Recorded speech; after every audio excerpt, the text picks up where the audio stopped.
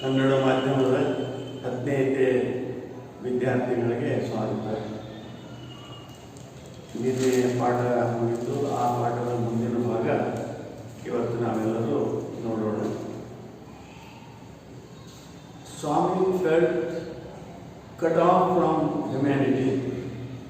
He was pained and angry.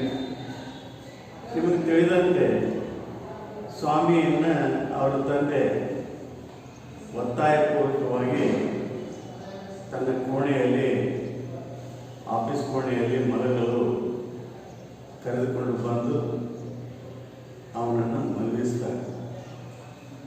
ಆತ ಮೊದಲು ಆ ಹುಡುಗ ಈ ವಾಸ್ ಫಿಯರ್ಫುಲ್, ಅನ್ಸ್ಬುಕ್ಕಿರ್ತಾನೆ. He always sat beside his or slept beside his granny. He didn't sleep single person in any way. ಒಬ್ಬನೇ ಮಲಗುವುದರಿಂದ ಅವನಿಗೆ ಅನೇಕ ಭಯದ ವಿಚಾರಗಳು ತಲೆಯಲ್ಲಿ ಬರ್ತಾವ. ಮತ್ತು ಮೂಲತಃ ಮಗು ಭಯದಲ್ಲೇ ಬೆಳೆದಿರ್ತಾನೆ. ಅವರ ಅಜ್ಜಿ ಕಥೆಗಳನ್ನು ಹೇಳಿದಾಗ ಮಾತ್ರ ಆತ ಮಲಗಿಕೊಳ್ತಿರ್ತಾನೆ. ಅವನಿಗೆ ಅದೊಂದು ರೂಢಿಯಾಗಿಬಿಟ್ಟಿತ್ತು. ಇದು ತಂದೆಗೆ ಈ ವಿಚಾರ ಸರಿ ಬರಲಿಲ್ಲ. ಇದೇ ರೀತಿ ಈ ಮಗುವಿನನ್ನು ನಾನು ಮುಂದೆ ಬಿಟ್ಟರೆ ಈತನು ಅನೇಕ ಗುಣಗಳನ್ನು ಜೀವನದಲ್ಲಿ ಕಲಿಯುವುದಿಲ್ಲ, ಒಬ್ಬ ಭಯಗ್ರಸ್ತ ಮಗುವಾಗಿ ಬೆಳೀತಾನೆ ಅಂತನ್ನುವುದು ತಂದೆಯ ವಾದವಾಗಿತ್ತು. ಆದ್ದರಿಂದ ಅವರ ತಂದೆ, ಸ್ವಾಮಿಯ ತಂದೆ, ಆ ಮಗುವಿನನ್ನು ತನ್ನ ಕೋಣೆಯಲ್ಲಿ ಮಲಗಿಸಿ ಅವನಿಗೆ ಅನೇಕ ಗುಣಗಳು ಅವನಲ್ಲಿ ಬರುವಂತೆ ಮಾಡುವ ಉದ್ದೇಶದಿಂದ ಅವರ ತಂದೆ insisted his son should sleep in his office room and cultivate the characters like courage and hopefulness and other things. ಅಲ್ಲಿ ಹೋಗಿ ಮಲಗಿಕೊಂಡಾಗ ಸ್ವಾಮಿಗೆ ಹೊರಗಿನ ಜಗತ್ತಿನಿಂದ ನಾನು ಬೇರೆ ಆಗಲಿಲ್ಲ ಅಂತನ್ನುವಂಥ ಭಾವನೆ ಬರ್ತದೆ. ಸ್ವಾಮಿ felt cut off from humanity. He was pained and angry. ಅವನಿಗೆ ವೇದನೆ ಆಯಿತು, ಅದರ ಜೊತೆಯಲ್ಲಿ ಸಿಟ್ಟು ಬಂತು. ಏನಪ್ಪ ನನ್ನ ಸ್ಥಿತಿ ಈಗ? ತಂದೆಯ ಒಂದು ಶಿಸ್ತಿನ ಮಾತುಗಳು, ಅಜ್ಜಿಯ ಪ್ರೀತಿಯ ಮಾತುಗಳು, ಎರಡರ ಮಧ್ಯದಲ್ಲಿ ಆತ ಅವನಿಗೆ ತೊಂದರೆ ಅನುಭವ ಆಗತ್ತಿತ್ತು. ಅಲ್ಲಿ ಮಲಗಿಕೊಂಡಾಗ he did not like the strain of cruelty he saw in his father's nature. ಆತನಿಗೆ ಅವರ ತಂದೆಯ ಒಂದು ಮುಖದಲ್ಲಿ ಈ ಕ್ರೂರವಾದಂತಹ ಒಂದು ವಿಚಾರ ಏನು ಬಂದಿತ್ತು, ಈ ಮಗನಿಗೆ ಒತ್ತಾಯಪೂರ್ವಕವಾಗಿ ತನ್ನ ಕೋಣೆಯಲ್ಲಿ ಮಲಗಲೇಬೇಕು ಅಂತಂದಾಗ ಅದು ತಂದೆ ಕ್ರೂರತನದ ಪ್ರದರ್ಶನ ಆಗ್ತಾ ಇದೆ ಅಂತ ಆ ಮಗು ಭಾವಿಸಿತು. He hated the newspaper for printing the tiger's story. ನೀವು ಈಗಾಗಲೇ ತಿಳಿದಂತೆ ಆ ಟೈಗರ್ನ ಕಥೆಯಲ್ಲಿ ಬಂತು. A boy was walking through the jungle path and he saw, or he came face to face a tiger, and with great courage he climbed to the tree. He waited there for half an hour till the people came over there to kill the tiger and escape. ಈ ಒಂದು news ಏನಿದೆ, ಈ ಒಂದು ಸುದ್ದಿ ಆ ಒಂದು ಪೇಪರ್ದಲ್ಲಿ ಬಂದಿದ್ದಿತ್ತು. ಆಗೇನು ಅನಿಸ್ತು ಇವನಿಗೆ? ಈತ ಇಚ್ಛೆ ಏನು ಮಾಡ್ತಾನೆ? he wished that the tiger had not spared the boy. ಆ ಟೈಗರ್ ಆ ಒಂದು ಹುಲಿಗೆ ಆ ಮಗನನ್ನು, ಆ ಹುಡುಗನನ್ನು ಬಿಡಬಾರ್ದಾಗಿತ್ತು, ಅವನನ್ನು ಒಂದು ತಿನ್ನಬೇಕಾಗಿತ್ತು. ಅಂದಾಗ ತಂದೆ ನನ್ನನ್ನು ಈ ಸ್ಥಿತಿಯಲ್ಲಿ ಮಲಗಲು ಹೇಳ್ತಾ ಇರಲಿಲ್ಲ ಅಂತ ಆ ಮಗುವಿನ ಒಂದು ಕಲ್ಪನೆ. When who didn't appear to be a boy after all but a monster.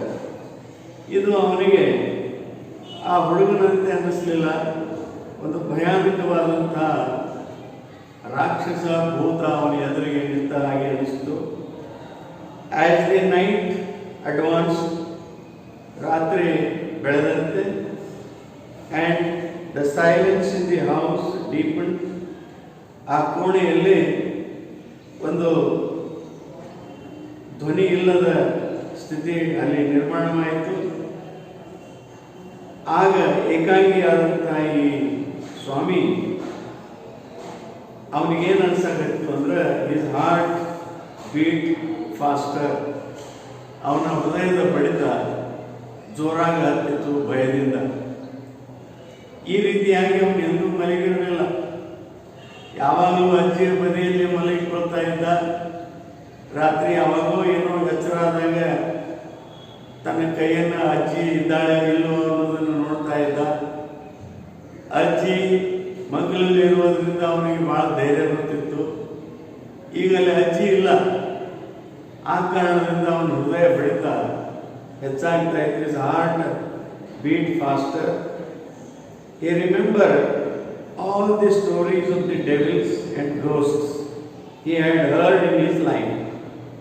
ಇಲ್ಲಿ ಏಕಾಂಗಿಯಾಗಿ ಕತ್ತಲೆಯ ಕೋಣೆಯಲ್ಲಿ ಮಲಗಿದಾಗ ಅವನ ಮನಸ್ಸಿನಲ್ಲಿ ತಾನು ಓದಿದಂಥ ಅನೇಕ ಭೂತ ರಾಕ್ಷಸರ ಒಂದು ಕಥೆಗಳು ನೆನಪಿಗೆ ಬರಕತ್ತಿದ್ದು. ಎಷ್ಟೋ ಸಣ್ಣ ಮಕ್ಕಳಿಗೆ ಆ ಭೂತ ಮತ್ತು ರಾಕ್ಷಸರ ಇರುವು ಇದೆ ಅಂತನ್ನೋದು ಅವರಿಗೆ ಮನವರಿಕೆ ಆಗಿರ್ತದೆ. ಸಾಮಾನ್ಯವಾಗಿ ನೀವಾದರೂ ಸಹಿತ ಪುಟ್ಟ ಬಾಲಕರಿದ್ದಾಗ ನಾವು ಏನೇನೂ ನೋಡಿ ಅಂಜಿ ಭಯಪಟ್ಟು ನಾವು ಮನೆಯವರನ್ನೆಲ್ಲ ಎಬ್ಬಿಸುವ ಒಂದು ಪ್ರಸಂಗ ನಮಗೂ ನಿಮಗೂ ಬಂದಿರ್ತದೆ.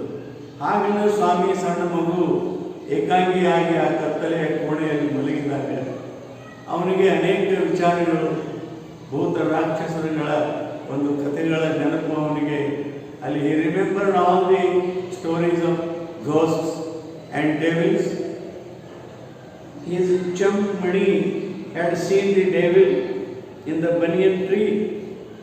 ಆ ಮಣಿ ಅನ್ನುವಂಥ ಇವನ ಪ್ರೀತಿಯ ಗೆಳೆಯ ಅವನೊಮ್ಮೆ ಇವನ ಮುಂದೆ ಹೇಳಿದ್ದ, ಅಲ್ಲಿ ಆಲದ ಮರದಾಗ ಒಂದು ಭೂತ ಐತಪ್ಪ, ದೆವ್ವ ಐತಿ ಅಂತೇಳಿ.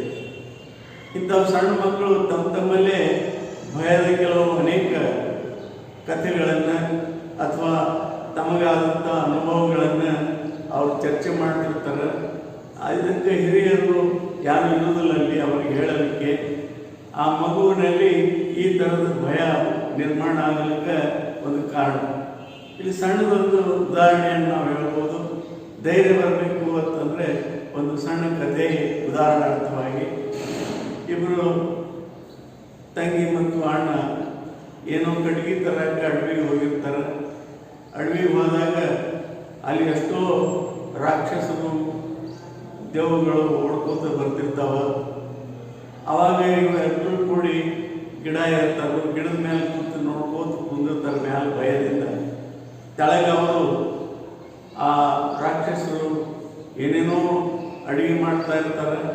ಅದನ್ನೆಲ್ಲ ನೋಡಿ ಈ ಮ್ಯಾಲೆ ಕೂತಂಥ ಆ ಹುಡುಗಿ ತೀರ ಭಯ ಆಗಿ ಮ್ಯಾಲಿಂದ ಬಿದ್ದು ಬಿಡ್ತಾವೆ. ಬಿದ್ದ ಕೂಡಲೇ ಅವ ಅಣ್ಣಿಂದ ಅವ ಏನು ಮಾಡ್ತಾನೆ, ಆ ಹುಡುಗಿಗೆ ಧೈರ್ಯ ತುಂಬೋಲಿಕ್ಕೂ ಆಯಿತು. ಆ ಉಳಿದ ಭೂತಗಳನ್ನು ಭಯಪಡಿಸೋದಕ್ಕಾಗಿ ಆತ ತನ್ನ ತಂಗಿಗೆ ಹೇಳ್ತಾನೆ, ದೊಡ್ಡ ದೇವಿ ಹಿಡಿ ತಂಗಿ, ದೊಡ್ಡ ದೇವಿ ಹಿಡಿ ತಂಗಿ ಅಂದ ಕೂಡಲೇ ಆ ದೇವಗಳು ಏನೋ ಅವು ಭಯಪಟ್ಟು ಎಲ್ಲ ಓಡಿ ಹೋದವು. ತಂಗಿ ಸುರಕ್ಷಿತವಾಗಿ ಉಳಿದು ತಾನು ಸುರಕ್ಷಿತವಾಗಿ ಉಳಿದ ಅನ್ನುವಂಥ ಕಥೆಗಳನ್ನು ನಾವು ಸಣ್ಣವರಿದ್ದಾಗ ಕೇಳಿರ್ತೀವಿ. ಇಲ್ಲಿನೂ ಇವನ ಗೆಳೆಯ ಒಂದು ಭೂತದ ಕಥೆಯನ್ನು ಕೇಳಿರ್ಬೋದು. ಆತ ಈ ಆಲದ ಗಿಡದಲ್ಲಿ ಭೂತ ಇದೆ, ರಾಕ್ಷಸ ಇದೆ, ದೆವ್ವಿದೆ ಅನ್ನುವಂಥ ಒಂದು ಭಯವನ್ನು ಇವನಲ್ಲಿ ತುಂಬಿರ್ತಾನೆ. ಅದೇ ರೀತಿಯಾಗಿ ಇವನಿಗೆ ಸ್ವಾಮಿಗೆ ಇನ್ನೂ ಅನೇಕ ಕಥೆಗಳು ನೆನಪ ನೆನಪಾಗ್ತವ.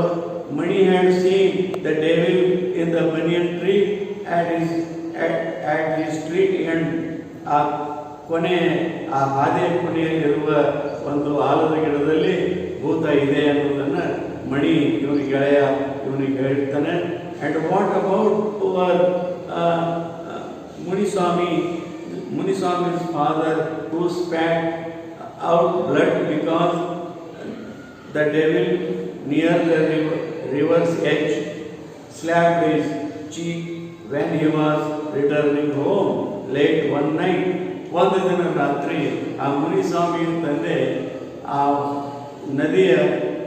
ನದಿಯಿಂದ ತಿರುಗಿ ಬರುವಾಗ ರಾತ್ರಿ ಒಂದು ಯಾವುದೋ ಭೂತ ಅವನ ಕಪಾಳಿ ಹೊಡೆದಾಗ ಅವನ ಬಾಯಿಂದ ರಕ್ತ ಬಂತು ಅನ್ನುವ ಕಥೆಯನ್ನು ಈತ ಕೇಳಿದ್ದ. ಈ ಕಥೆಗಳಾದರೂ ಸಹಿತ ಇವುಗಳನ್ನು ಸಣ್ಣ ಮಕ್ಕಳು ಸತ್ಯವೆಂದೇ ತಿಳಿದು ಭಯಪಡುವಂತಹ ಸ್ಥಿತಿ ನಾವು ನೋಡ್ತೀವಿ. ಮಗು ಒಬ್ಬನೇ ಮಲಿಕೊಳ್ಳೋದಾಗಲಿ, ಒಬ್ಬನೇ ಹೊರಗೆ ಹೋಗೋದಾಗಲಿ, ಇವರು ರಾತ್ರಿ ಯಾವ ಕೆಲಸವನ್ನು ಮಾಡೋದಿಲ್ಲ. ಇವರಲ್ಲಿ ನಾವು ಧೈರ್ಯ ತುಂಬಬೇಕಾದ ತಂದೆ ತಾಯಂದಿರು ಅನೇಕ ಕೆಲವು ಅವರಿಗೆ ಬೇರೆ ಬೇರೆ ಕಥೆಗಳನ್ನು ಹೇಳಿ ಅವರ ಮನಸ್ಸಿನಲ್ಲಿ ಇರುವಂತಹ ಭಯವನ್ನು ತೆಗೆದುಹಾಕಬೇಕು. We should take out the fear out of the mind of A small children by speaking them about or telling them about the stories of great courage. So on and on his thoughts continued. ಈ ರೀತಿಯಾಗಿ ಅವನ ಮನಸ್ಸಿನಲ್ಲಿ ಆ ಕತ್ತಲ ಕೋಣೆಯಲ್ಲಿ ವಿಚಾರಗಳು ಮುಂದುವರೆದು ಬೇರೆ ಬೇರೆ ಭಯದ ಕಥೆಗಳು ಅವನ ನೆನಪಿಗೆ ಬರಬೇಕು. He remembered all the fearful stories what he had learned or heard from his own friends, and he was faint with fear. ಅದನ್ನು ನೆನಪಿಸಿಕೊಂಡು ಆತ ಭಯದಿಂದ ಅವನು ಸ್ವಲ್ಪ ಮೂರ್ಛೆ ಬಂದಿದ್ದವರ ಜೊತೆ ಆದ.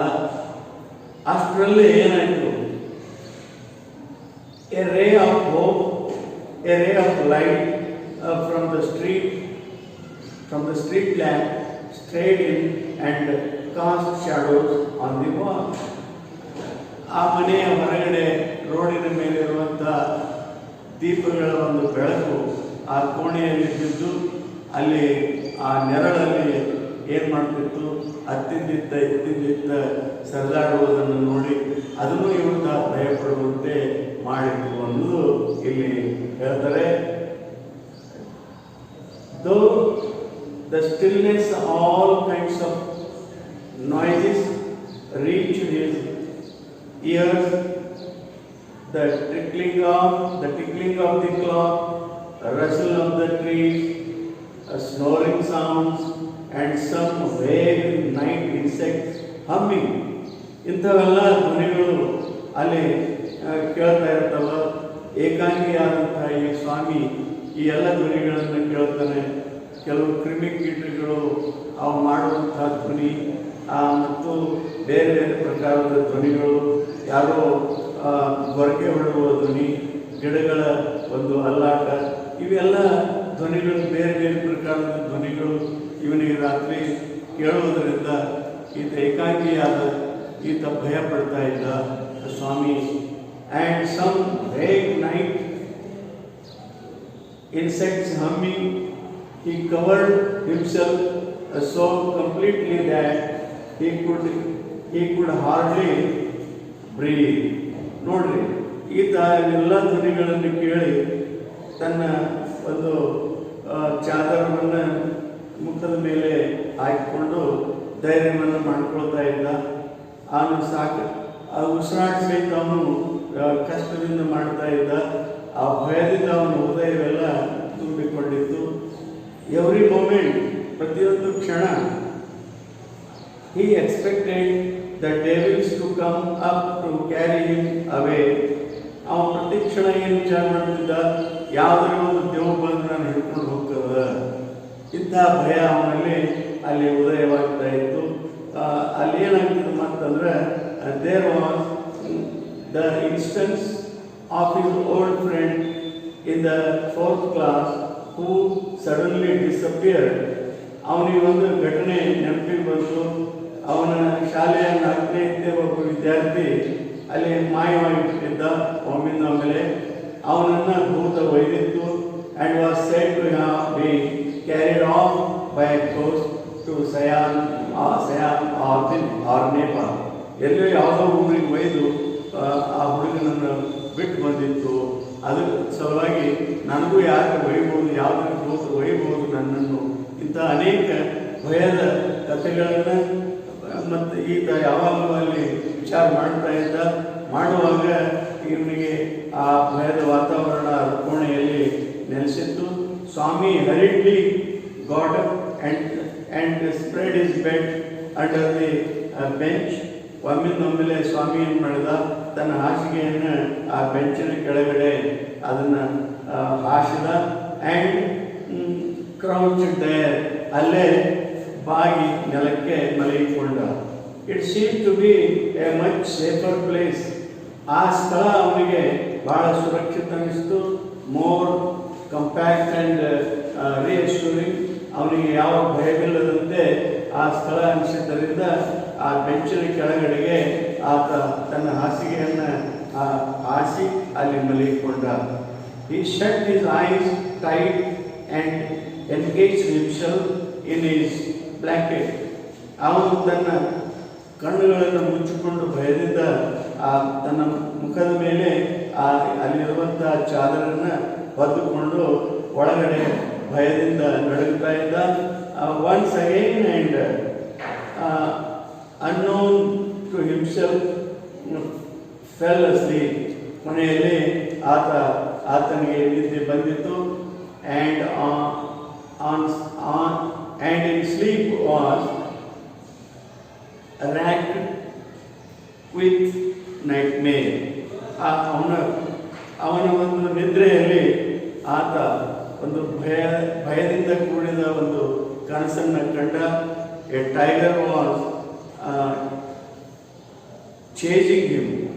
ಅವನಿಗೆ ಏನನ್ನಿಸ್ತು, ಆ ಕನಸಿನಲ್ಲಿ ಒಂದು ಹುಲಿ ಅವನನ್ನು ಬೆನ್ನಟ್ಟಿದೆ. His feet stuck to the ground. He desperately try to escape. ಅಲ್ಲಿ ಅವನು ನಿರಾಶೆಯಿಂದ ಅದರಿಂದ ಪಾರಾಗಬೇಕು ಅಂತ ಪ್ರಯತ್ನ ಮಾಡುವಾಗ but his feet would not move. ಆದರೆ ಅವನ ಕಾಲ ಮೇಲೆ ಕೇಳಲಿಲ್ಲ.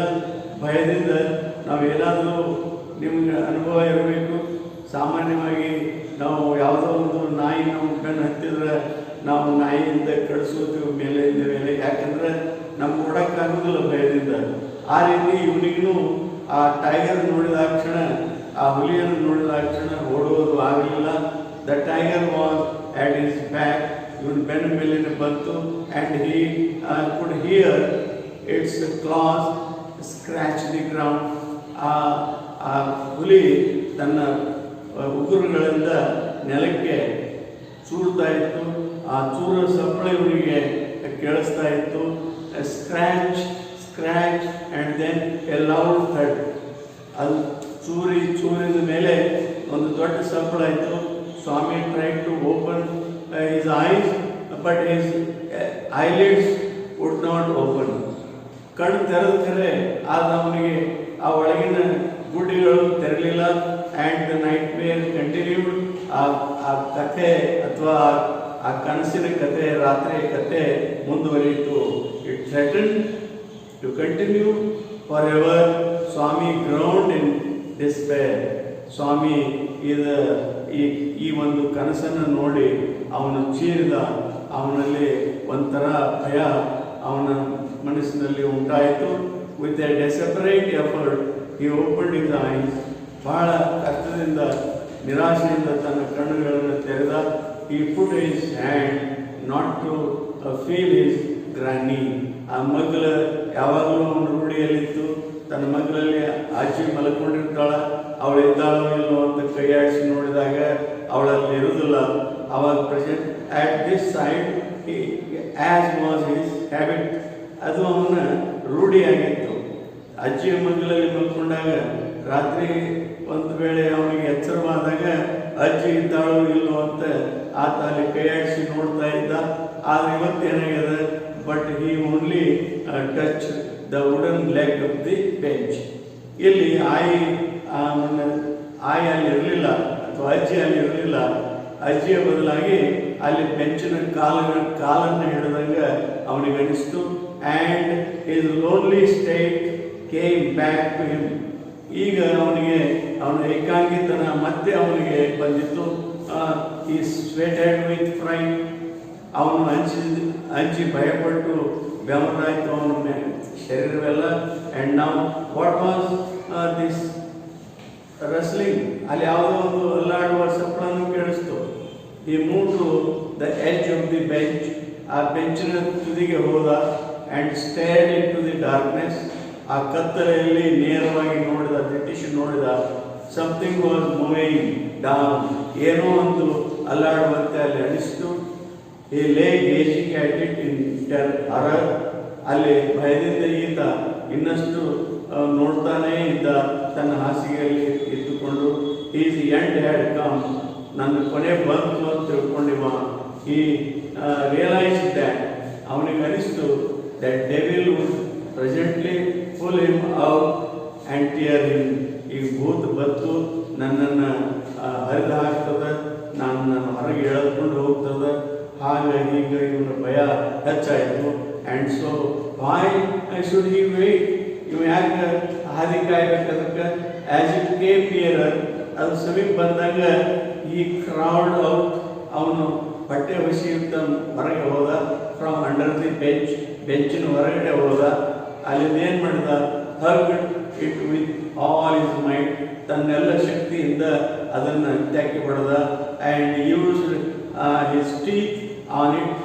ಅದರ ಮೇಲೆ ತನ್ನ ಹಲ್ಲುಗಳಿಂದ ಕಚ್ಚಿದ ಅದನ್ನು. Like a mortal weapon. ಮರಣಾಂತಿಕ ಒಂದು ಶಸ್ತ್ರದಂತೆ ತನ್ನ ಹಲ್ಲುಗಳನ್ನು ಉಪಯೋಗ ಮಾಡಿ ಅದನ್ನು ಕಚ್ಚಿದ ಅನ್ನೋದು ಇದು ಇಲ್ಲಿ ಈ ಪಾಠದ ಈ ಲೆಸನ್ನದ ಒಂದು ಕೊನೆಯ ಭಾಗ. ಈಗ ನೀವೆಲ್ಲ ಈ ಭಾಗವನ್ನು ತಿಳ್ಕೊಂಡ್ರಿ.